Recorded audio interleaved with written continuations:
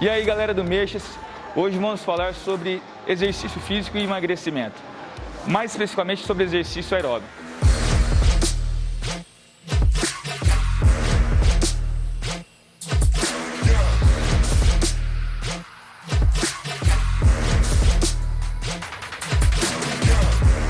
Para a gente trocar uma ideia, bater um papo legal, chamamos aqui mais uma vez o professor personal trainer Roger, que vai nos falar um pouquinho sobre estratégias, o que a gente pode fazer com esse objetivo de redução de gordura e especificamente usando exercícios aeróbicos.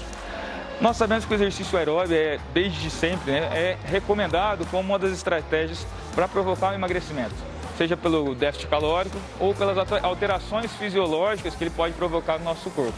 Mas será que só o déficit calórico, ou seja, aquela continha, gastar mais calorias, consumir menos calorias, é a receita mais adequada para provocar emagrecimento? Vamos falar também sobre como a gente pode orientar esse início de processo de treinamento para que a gente consiga atingir pelo menos parte dos nossos objetivos em relação à perca de gordura. Roger, vamos lá, vamos tentar falar sobre esse assunto tão polêmico. O exercício aeróbico, o treinamento, a corrida, o treinamento de resistência, comumente é ilustrado como a melhor estratégia para emagrecer. Nos últimos tempos a gente tem falado do treinamento anaeróbico, do exercício resistido como ferramenta. Mas em relação ao exercício aeróbico, o que você fala para a gente em questão de treinamento? O que a gente deve fazer? Primeiramente, desde que a gente está aqui no Meixas, a gente sempre fala que o mais importante é que você entenda que nenhuma modalidade, nenhum tipo de treinamento sozinho, isolado, é a melhor ferramenta. É sempre interessante fazer a mescla. O treinamento anaeróbico com o treinamento aeróbico. A mistura dos dois é muito mais eficiente para a saúde, para a qualidade de vida, do que a execução de um e apenas um de forma isolada, sozinha. O segundo fator que eu acho importante é a gente entender que o treinamento aeróbico não se resume apenas a caminhadas ou a corridas. Você pode fazer uma série de exercícios com uma intensidade mais baixa, uma duração maior, fazendo com que isso torne um exercício aeróbico.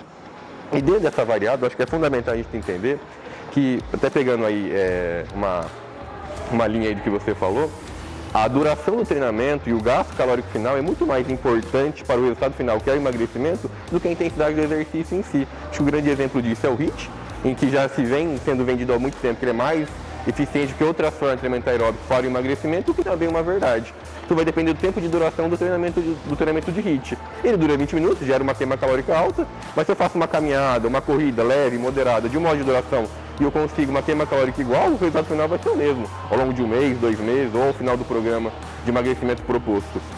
Então acho que as pessoas precisam desmistificar essa questão da intensidade, entender que o gasto calórico total, a duração do programa de treinamento aeróbico, da sessão de treinamento aeróbico, é mais importante do que a intensidade, porque a intensidade está muito ligada ao preparo físico do aluno, do atleta. Uma pessoa que está começando agora, se for fazer um treinamento HIIT de alta intensidade, ela pode sofrer ali as consequências disso, que não é legal. Muitas vezes as pessoas que a gente percebe nas academias, elas se propõem a fazer treinamento aeróbico, o HIIT principalmente, que é a grande moda, sem ter a avaliação feita por um profissional, seja por educação física ou um cardiologista, já que ela está apta a fazer aquele tipo de treinamento, colocando a saúde dela em risco. Então, às vezes, começar mais devagar, de forma mais lenta e mais segura, principalmente, é mais interessante. Legal. Agora, algumas coisas são interessantes a gente pensar, que o indivíduo que está sobrepeso, obeso, ou uma obesidade mais avançada mesmo, ele é um indivíduo que está inflamado, que a gente fala, As células gordurosas, elas produzem substâncias citocinas, sinalizadores inflamatórios. Então, hoje é bem entendido que a obesidade e sobrepeso é uma doença inflamatória. E quando a gente pensa nesse processo inflamatório, a gente tem que entender que o metabolismo desse indivíduo ele pode ser prejudicado, em questão de que aquele exercício que de repente, teoricamente, provocaria um gasto calórico X, de 300 quilocalorias, para esse indivíduo inflamado, não necessariamente ele vai estar conseguindo atingir esse gasto energético com a mesma intensidade, com o mesmo tempo de duração que o indivíduo que não é obeso, que não tem sobrepeso. Então a gente tem questões muito além daquela continha de mais gasto energético, menos consumo. Mas com certeza isso também é um ponto importante para se pensar no processo de treinamento. Bom, daqui a pouco a gente vai falar então dessa comparação entre alta intensidade, exercícios mais contínuos, mas esse indivíduo que vai começar a fazer os exercícios aeróbios, ele deve se preparar de alguma forma. A gente vê que a maior parte das pessoas saem caminhando, daqui a pouco, né, na empolgação, sai correndo. O que é de orientação comum para essa população? Primeiramente, a avaliação funcional, que é uma coisa que às vezes as pessoas se esquecem. A gente lembra muito da avaliação antropométrica, né, a questão de percentual de gordura, mas que é da avaliação funcional. Eu preciso ter a noção básica de como é que está o meu equilíbrio muscular, se eu tenho ali um desvio que gera que um lado seja forçado mais do que o outro, se eu tenho ali uma rotação ali da minha cintura pélvica, se isso vai comprometer o desempenho do exercício, vai forçar mais um joelho do que o outro. São coisas que uma avaliação física, feita pelo profissional de educação física, consegue dizer. E em cima disso, a gente faz uma correção, exercícios funcionais muitas vezes são capazes de corrigir esse desvio, esse pequeno desequilíbrio muscular, deixa a pessoa mais apta a fazer o programa de treinamento. Só que, como já disse no começo e volto a repetir, é importante que você não saia correndo sem nenhum tipo de orientação, que você procure uma orientação, pelo menos inicial, para que depois você faça o trabalho de exercício aeróbico na rua, ao ar livre. Bacana. Daqui a pouco a gente vai mostrar alguns exemplos de exercícios aeróbicos que podem ser feitos sem necessariamente ter que ser usado a esteira ou a bicicleta, stick ergômetro. Muita gente fala, eu não vou fazer porque eu não tenho tempo, o horário que eu tenho tempo está muito sol, ou não tenho esteira em casa, não tenho uma bicicleta. A gente pode depois ilustrar alguns exercícios. Outra coisa que o Roger falou em relação à avaliação, avaliação física, comumente até grande parte dos profissionais acabam não fazendo avaliação quando vão prescrever o exercício aeróbico. O exercício aeróbico a gente acaba fazendo de uma forma subjetiva, A gente tem algumas ferramentas subjetivas como o que a gente chama de escala de Borg, é uma tabela numérica com os adjetivos em relação fácil, um pouco difícil, que a gente pode utilizar, o profissional de educação física pode mostrar para a pessoa durante o treino, que traz uma ideia da proximidade, da intensidade que a gente quer. Por exemplo, a gente conhece na literatura, nos estudos, que existe uma intensidade que eu tenho um maior gasto energético, porém ainda metabolizando mais gordura, que a gente chama fat max, que está próximo ali o que a gente chama de limiar anaeróbio. Termos técnicos que talvez você aí de casa não conheça, mas o profissional de educação física com certeza já está familiarizado. E que intensidade que é essa? É aquela intensidade que gera um certo desconforto, que eu tenha a necessidade de estar ofegante, e que você consiga perdurar por um tempo prolongado, apesar de você estar um pouco desconfortável. Então essa seria a intensidade que realmente você está utilizando gordura, Roginho? E ainda assim está tendo um gasto energético importante. Já que também sair caminhando na praça, como muita gente faz, de caminhar sem muito esforço, que você consegue conversar com seu colega, contar toda a história da sua vida sem ficar ofegante, essa intensidade, gente, não está te ajudando. Não está te ajudando a emagrecer. E é diferente daquela intensidade que a gente acabou de falar. Não é o HIIT, mas é uma intensidade que gera um certo desconforto e você consegue ficar lá 20, 30, 40 minutos até horas. O princípio é básico, se está confortável, está errado. Exatamente, se está muito confortável, está errado. Se tiver muito fácil, está errado. Se tiver muito difícil, talvez seja um programa de intervalado. Mas será que está na hora? Será que o teu professor indicou isso para você nesse momento? Seria o adequado? Porque todo mundo fala que gasta mais energia? Não sei, vamos conversar mais à frente sobre isso. O que mais, Roger? O que a gente tem que fazer então para começar? Fizemos a avaliação. No princípio que você procurou um profissional especialista em avaliação funcional, ele te orientou, descobriu quais são as suas patologias ou as suas deficiências, e você já iniciou o programa de correção dessas patologias ou deficiências, é importante você tentar também, uma coisa que passa percebida, é a questão do tênis. Um tênis de qualidade, um tênis com um bom nível de amortecimento, indicado ali pelo profissional, que vai poder te orientar nisso.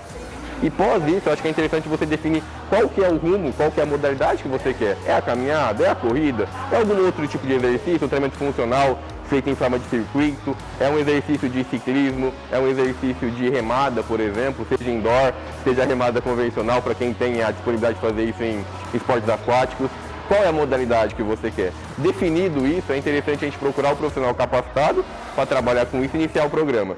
Sempre buscando começar devagar, entender o nosso limite, buscando desconforto, mas algo que não gere uma deficiência, algo que gere um desconforto muito grande para mim, dentro dos meus limites. Eu acho que é a ideia básica que deve ser passada para todo aluno que está começando o programa de emagrecimento. Se esforce, mas dentro dos seus limites. Bacana. Então, vamos fazer daqui a pouco, então a gente vai mostrar um exemplo de você fazer exercícios aeróbios em casa, de forma que você monitore, que vai ser tão eficiente quanto caminhar na esteira, ou correr na esteira, ou ir para a praça, claro que é sempre melhor estar ao ar livre, né, fazendo atividade próxima da natureza, mas se você tem essa desculpa de que não tenho tempo, só posso ir à noite, mas à noite é perigoso, não posso na hora do almoço, que é muito quente, você pode fazer dentro da sua casa, desde que você tenha força de vontade e conhecimento, um pouquinho de conhecimento sobre o que é o exercício aeróbio, ok? Bom, vamos lá, a gente vai dar um exemplo então para que você faça em casa esses exercícios aeróbios contínuos inicialmente, tá? E para nos auxiliar, falamos aqui com o nosso querido professor também de Educação Física, personal trainer, o Alessandro, também se formou com nós na Unifev, e ele vai fazer a sequência de exercícios que ele está mais preparado que nós dois para fazer isso. Então, o que a gente vai mostrar é uma sequência de exercícios com o objetivo de que esse trabalho seja contínuo, seja num período de 15, 20, 30 minutos, 40 minutos, se você estiver bem treinado para isso. O importante é que o aumento desse tempo de duração seja progressivo, ok? E que a intensidade seja moderada. Para isso, nós vamos usar, a gente pode usar a frequência cardíaca, né, estimada pela idade, frequência cardíaca máxima estimada pela idade, e aí a gente determina uma frequência que seja em torno de 50% a 85% da frequência cardíaca máxima. No entanto, é o profissional que vai determinar qual é a intensidade. A frequência cardíaca não é o parâmetro mais adequado de monitorar a intensidade de treino, a não ser que seja por questões cardiovasculares. Por exemplo, treinar um hipertenso, treinar um cardiopata, mas quando o objetivo é treinar o indivíduo para melhorar a resistência ou até um processo de emagrecimento, frequência cardíaca é um parâmetro, mas não é o melhor. A gente vai usar então, associado a isso, o que a gente chama de escala de Borg, que você pode baixar em qualquer lugar da internet, escala de Borg, no qual a gente tem os números, né, e os adjetivos relacionados à intensidade que você quer permanecer.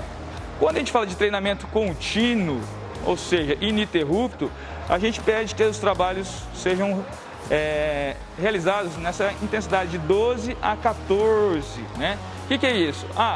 Eu estou lá correndo há 10 minutos, 15 minutos, e eu vou observar que a minha sensação de esforço é um pouco difícil, né? Então isso que a gente vai tentar associar à intensidade monitorada pela frequência cardíaca. Vamos lá, Roger? Vamos lá, então. Para esse treinamento que a gente vai fazer, um treinamento iniciante, treinamento bem leve, a gente vai fazer 3 exercícios propostos, cada um durando 20 segundos. O primeiro deles é a marcha estacionária, por favor, professor, demonstre. O segundo exercício é subir e descer do step, você pode simular num degrau da sua casa.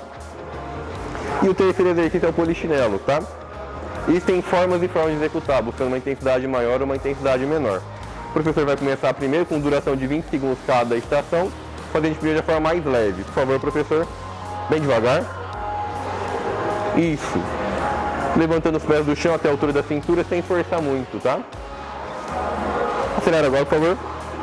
Isso, ia que seria uma intensidade um pouco maior. Acelerando o movimento, erguendo mais do joelho, passando a linha da cintura. Segundo exercício, step. Eu posso ir devagar, descendo devagar. E caso uma pessoa um pouco mais bem preparada, acelerar o movimento. Por favor, professor. E aí, o terceiro exercício é o polichinelo. Eu posso fazer nessa forma e aumentar a velocidade, fazendo um pouco mais rápido para quem tem um pouco mais de preparo físico. Lembrando que isso aqui seria algo básico que leva a pessoas que estão iniciando o programa de emagrecimento, pessoas que não têm experiência com treinamento físico. A duração vai durar aí de 20 minutos até 30, 40, o máximo que você conseguir, de acordo com o seu preparo físico. Então é isso, é um exemplo para a gente fazer em casa, muito simples. O importante é que a gente aumente progressivamente o tempo. A gente viu que, para não ficar tão monótono, a gente realiza alguns exercícios sequenciais para que isso se torne mais atrativo. No entanto, o que importa é a intensidade que você está sendo monitorado, seja pela frequência cardíaca, escala de Borg que a gente utilizou, e o volume total que você está fazendo de trabalho, ok? Próximo programa, vamos falar mais sobre treinamento aeróbico com o assunto HIIT e emagrecimento.